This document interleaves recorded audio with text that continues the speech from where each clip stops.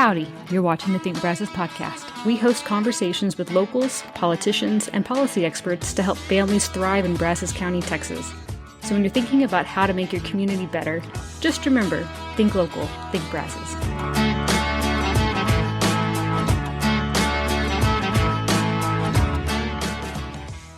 Before we jump in, if you're voting in Brazos County this election, we've put together a free 2026 Brazos Valley candidate guide. It lists every race on the ballot, from federal to local, with a downloadable spreadsheet you can customize and share. Find it at thinkbrazos.org. All right, so this is the Think Brazos podcast, and we're joined by Kyle Greenwood, who is running for Precinct 2 of the Brazos County Commissioner's Court. Kyle, thank you so much for coming on the podcast today. You bet, Charlie. Thanks for having me. It's great to be here. And so I know that we'll probably get into the East Loop stuff here in a little bit, but let's talk about your background and how you got to the point of wanting to actually throw your hat in the ring for Precinct 2. Okay. So how far back in my history would you like me to go? Hey, as far back as you want. Okay. All right. So I was raised by a single mother. I grew up in Corpus Christi, went to high school in San Antonio, came here to Aggie Land in the fall of '88, pretty much have been here ever since. Got my degree from A&M in Ag Economics, and met my wife here, and we have 3 kids. We started a business called BMI Defense Systems. Let me go back, actually. Before we started that, my first venture in working for myself, which was the first few years were kind of fits and starts, but the first venture I had was actually doing pipeline construction, fiber optic, underground utility construction up and down the East Coast. In fact, I was in Washington, D.C. on 9/11, and that was a crazy time to be in the nation's capital. After that, I started doing some home remodeling here in town and was doing some construction, concrete work, and then also some home construction. I did some work under the city of Bryan's CDBG, Community Development Block Grants, and did some projects for them. And it was in that time that a friend of mine called me up out of the blue and said, "Hey, I'm going over to Iraq. I need you to make something for me."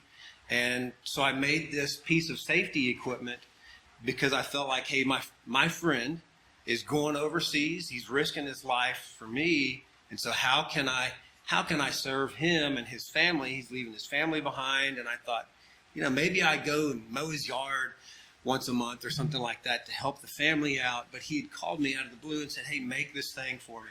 Okay. One thing led to another. By the time it was all said and done, I ended up with my very first contract was to outfit the entire brigade's worth of vehicles with this piece of safety equipment that would ultimately help save lives. Okay.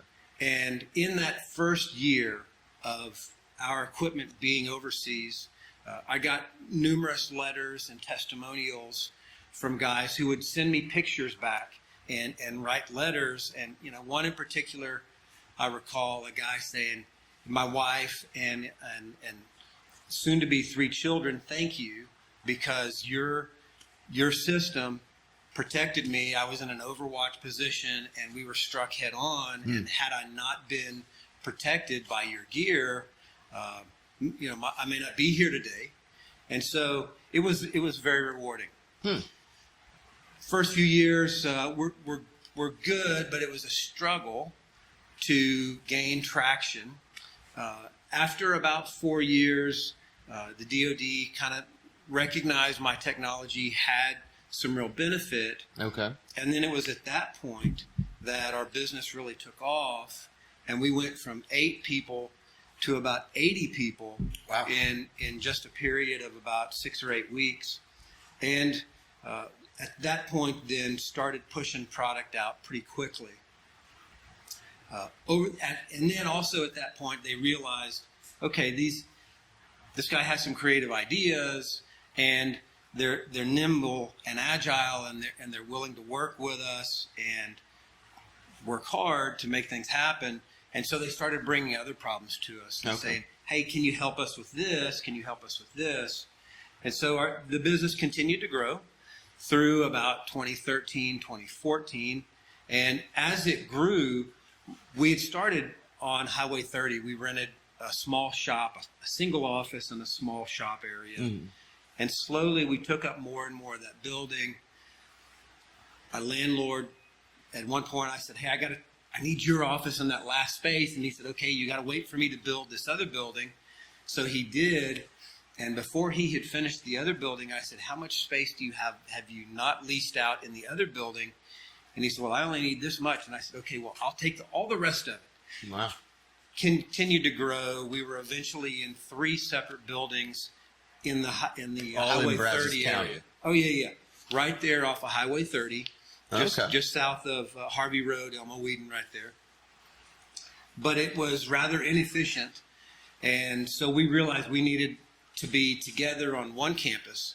And at that point, we started looking around town, and we wanted to stay in town. So we found a place ultimately off of 2818 north of town on Mumford Road. Okay. We built a 12,000 square foot office building, and we had a 35,000 square foot production building. Wow. Eventually, we grew to about 135 people at our peak. And then as the defense industry started to a downturn, we had to scale down and sold that building and that facility in 2017. Okay. And that's where Bryan's CTE campus is. Oh, really? Okay. So they're continuing technical education campus. So it's a great building, and it's a great use for that campus. Yeah. I mean, for those. I mean, they're using it for vocational training, which is something we need now. Yeah, right? Absolutely.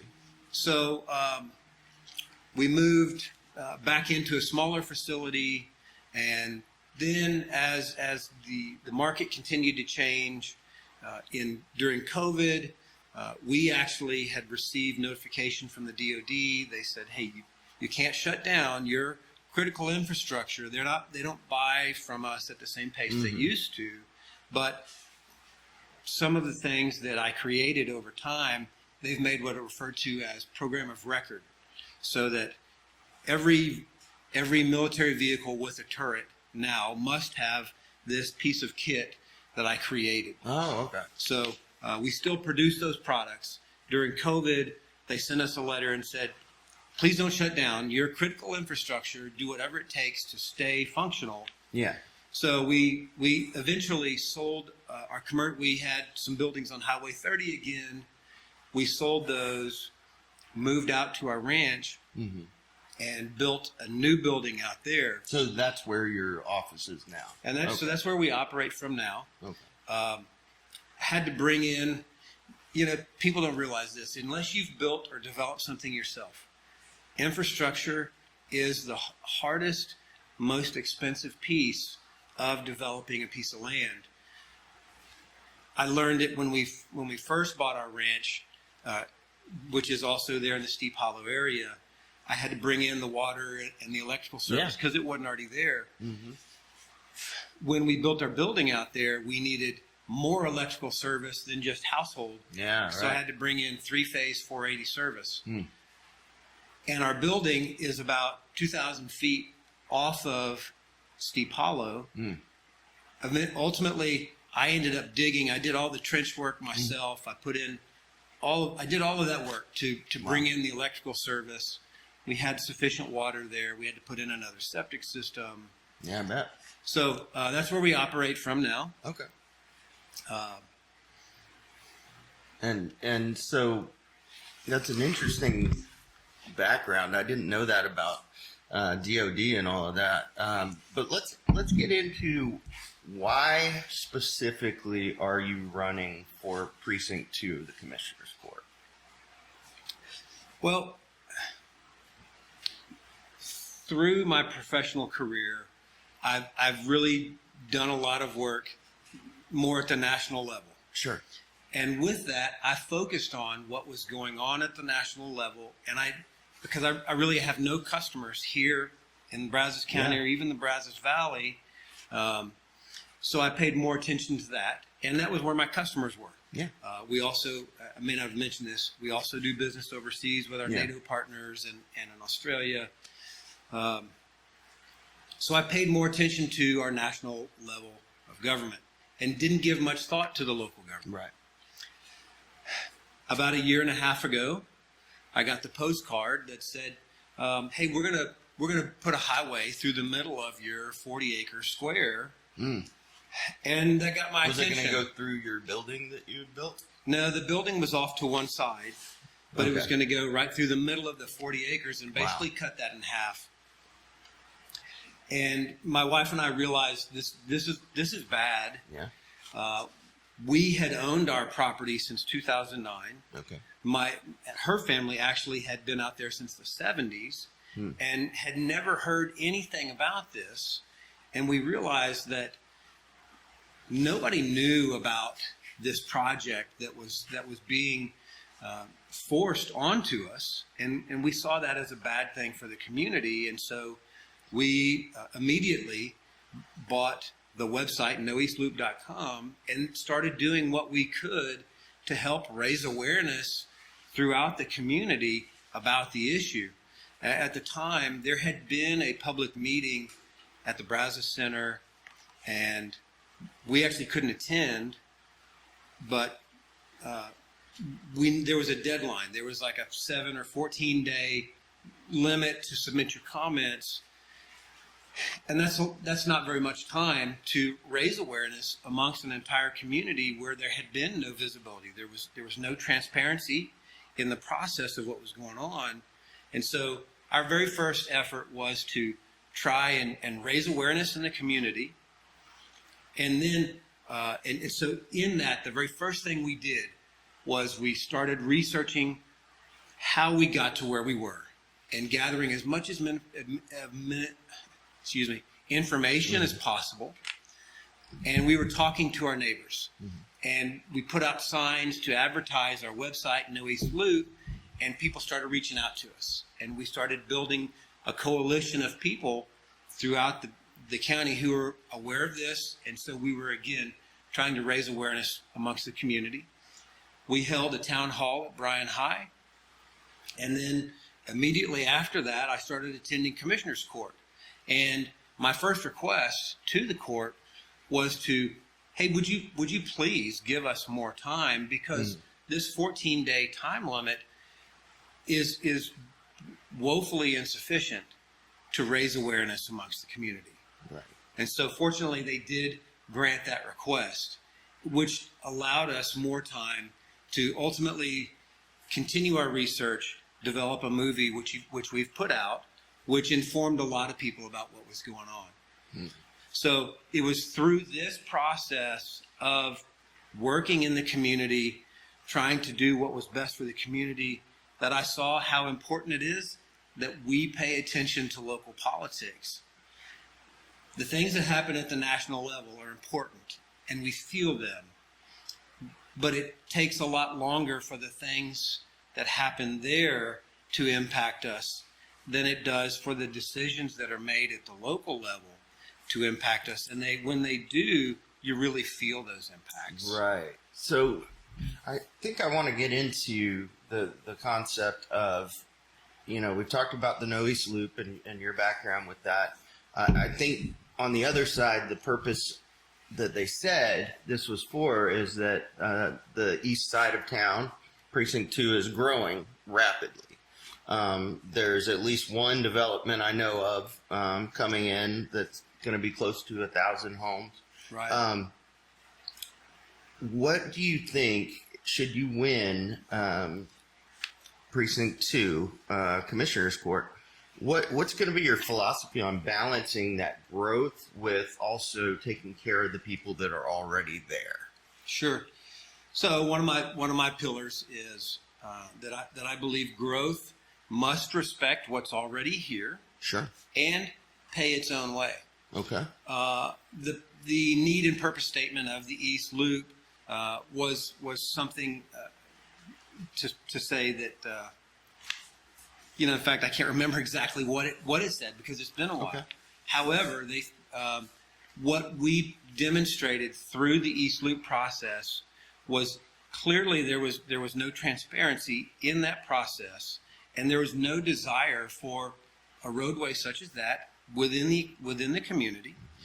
Number two, one of our neighbors who had just recently retired from the Transportation Institute took the data that the engineering firm had gathered, did the analysis of it, and delivered to the court a 100-page study that definitively proved that there was actually no need for a loop like that through the eastern part of the county. Even with the growth. In fact, he took the data they had gathered, took TxDOT's traffic model, took the state's demographic projections, and assuming that Highway 6 is completed, which we know it will be, they've begun construction on it now, assuming Highway 6 is completed, there's no need for construction of this roadway because it would have no demonstrable improvement in service on any stretch of road throughout the entire eastern part of the county. And he studied every segment of roadway that would be impacted. It took him a month to do the analysis. There would be no improvement in service with the exception of that one stretch of road, Highway 30, that goes from Highway 6 there by Sam's out to the intersection with Central Church and C&J's. So there'd be an improvement on that one stretch, and that was it. So we demonstrated there's no need and there's no desire for it in the community. Back to your question of how will I balance those needs? Yeah. Clearly, we know that Brazos Valley is growing. Right. And folks have to have a place to live. Exactly. At the Economic Outlook Conference just the other day, I heard a stat that I thought was pretty surprising. We've now switched. There is a greater majority, and I think they said 53% of Brazos County residents now live in rental housing, and only 47% actually own their own homes. And I think we need good housing for folks to move into. Yeah. I can remember growing up, I told you I was raised by a single mother. She worked 3 jobs to make the bills, but her focus and her goal with us was, number one, you've got to have a good home. You have to have a safe home where you feel safe. And number two, she emphasized education. And without the good roof over your head, it's hard to push forward that second piece, which was education, which is what leads everybody to a better, brighter future. Yeah. So how will I balance that? Here's what I know that we need, that we have seen. We knew this beforehand. We've seen it demonstrated more clearly now. We need east-west thoroughfare expansion. Okay. We need roads that will take people from where they are to where they want to go. And if you look at the eastern part of the county, folks, there are not a lot of businesses, there are not a lot of jobs out in the eastern part of the county. Right. Folks live out in the eastern part of the county, and here we are now, we're in town. Everybody works in town. And so we need that east-west expansion of those east-west thoroughfares to facilitate that. Let's think for just a minute. What if instead of allocating the $13 million that was originally allocated to the East Loop process, what if the county had said, let's take that $13 million and apply it to the 1179 expansion project? That would have covered, from memory, TxDOT had pegged the 1179 expansion at $45 million. That would have covered nearly a third of that project. And I don't know, because I don't work for TxDOT, but I think that might have been enough to get them over to the hump, so that rather than stopping the project once they had already begun, they would have continued on with that.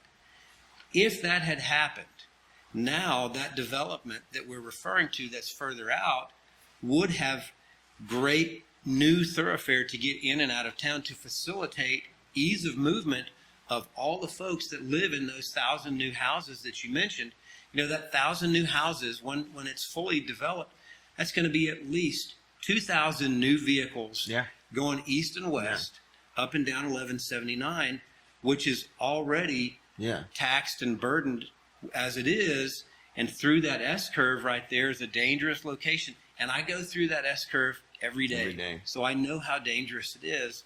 Unfortunately, that didn't happen. And so now we're going to have increased congestion on 1179. So if it had happened, that would also facilitate the development of there are several other major parcels right there that I know planning has been underway for years to develop them.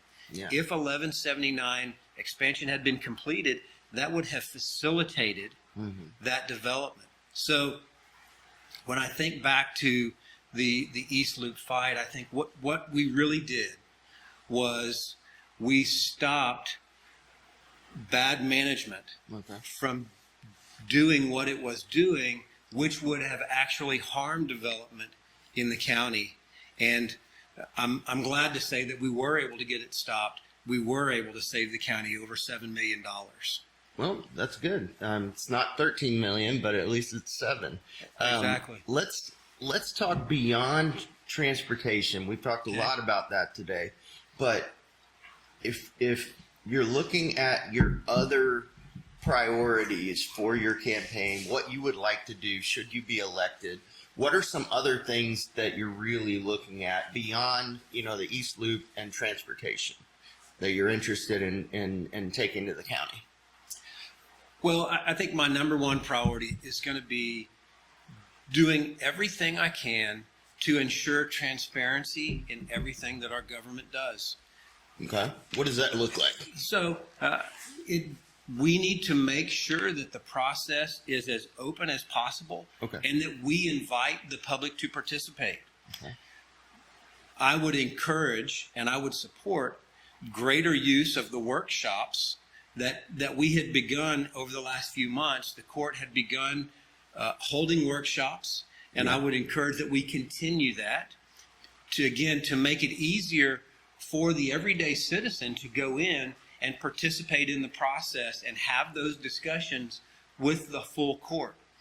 Additionally, I would also support moving some of the meetings to be held in the evening, because as I've learned over the past year, as I've been attending Commissioner's Court, it's hard for folks to break away to go to a 10 o'clock meeting. No, exactly. I'm fortunate that I'm able to do that, but not everybody can. And so we need to make our government more accessible. So transparency in the process and accessibility. What would, in your mind, a more accessible time of day be for these meetings? I'm just curious. 6:30. Okay. I mean, the meetings don't run that long. They take an hour. Okay, so we do one a month in the evenings. I don't know. Workshops can be held in the evenings. Okay. As I mentioned earlier, we held our town hall for the East Loop program. We ended up, I actually hosted 2 town halls. And then if you recall, we hosted a monthly community meeting where we brought in a variety of speakers to educate the community about the issues. Those are the kinds of things that I think our county commissioner should be doing now, and that I fully intend to continue doing once I'm involved, once I'm sworn in on the court.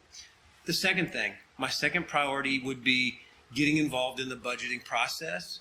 Everybody wants lower taxes. I'd love a 20% cut in my taxes. I'd love a 50% cut in my taxes. The only way that we're going to do that is by digging into the budget and looking for ways that we can do that. I know, going back to my business experience, as we had to scale down, I had to make the hard decisions and decide here's where we're going to cut. The only way to do that, though, is by getting involved closely, intimately in each of those departments and looking for areas that we can scale back and say, okay, this is something that we don't really need. We can do without this. This is how we can scale this back. This is how we can become more efficient in this department, which would allow us to decrease the budget, which ultimately would go back to allowing us to pass on those savings to the taxpayers. Excuse me. No, you're fine. I wanted to hit one issue real quickly. The county for about a year has been looking at adjusting its development rules, specifically things like quality of roads, things like that. Some counties within the state of Texas have actually gone full bore towards outside of city limits, actually doing a full-on development code like a city does, namely almost the zoning. Right. By a different name. Where do you stand on that issue? Because as it is right now, it's a bit like the Wild West outside of city limits. Right. Where do you stand on increasing regulation in developing new housing? So I've talked to a lot of builders that are working on developing land in the unincorporated areas of the county. A constant complaint that I hear is there's inconsistent application of the rules, of the regulations. And to that end, the county has initiated a process to develop a set of subdivision regulations. Freesa Nichols is on contract currently, and there is a draft set of subdivision regulations out there. I've seen those. The biggest part of that draft document is discussion about the conflicts between the Bryan and College Station regulations. I would wholeheartedly support completion of those subdivision regulations so that it's easier for builders and developers to go out and pursue those projects because they know what to expect, which would lead to stability in the market and makes it easier for people to invest and think that what they're investing in will yield fruit, will allow them to develop property, will allow them to build homes, which again we need because folks are moving here. This is a great community. Exactly. So we need to finish those subdivision regulations. And then once they're done, transparent, consistent applications of what happened, of those rules throughout the county. Yeah. So with the couple of minutes that we have left, is there anything real quickly that we've missed that you wanted to touch on? And then finally, how can people who are looking to learn more about you or help you in your campaign get in touch with you? Okay. Well, really my campaign is about leadership. It's about new leadership for the county. Over the past year, as I've engaged with our Commissioner's Court, I've been getting involved with the county. I've met with many of the department heads to learn about the job, to learn about each of the departments so that I'm as educated as possible coming in so that I can be as effective as possible on day one. But my campaign is about leadership and taking us in a new direction for the county. So I've realized how important it is that we have qualified people with relevant experience who have a sincere desire to serve the community on the court. When it boils down to it, that's why I'm running. So for more information, I tell everybody, votegreenwood.com. And most importantly, as we've learned over the past year, citizenship requires participation, and getting involved in our local government is a good thing. And it really can be fun, and that's what I'm trying to bring back. I'm trying to bring back citizen involvement, citizen engagement, and make it as open and possible and accessible as possible for the community to be involved in what the county is doing. Well, Kyle, it's been fun to talk to you today.